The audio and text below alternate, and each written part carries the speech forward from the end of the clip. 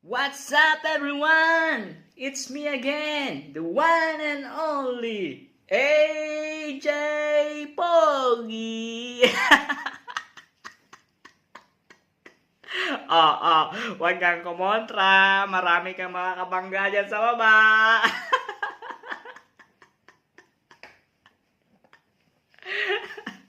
Bigyang pansin ko lang itong mga alam ko magtatanong kayo kung bakit ko kinahiligan talaga yung kape, no?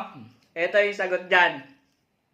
Unang-una, kapag nagkape ako, syempre magkakaroon tayo ng energy, no? Oh, energy, parang gano'n, makapapasayaw ka, oh.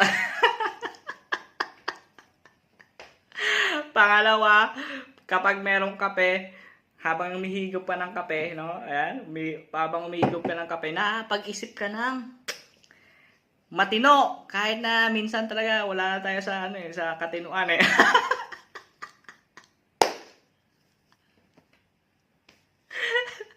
At syempre, pangatlo diyan, no?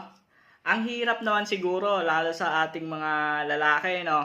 Mga kapwa natin barako diyan, no? Yung kakahiligan mo gatas.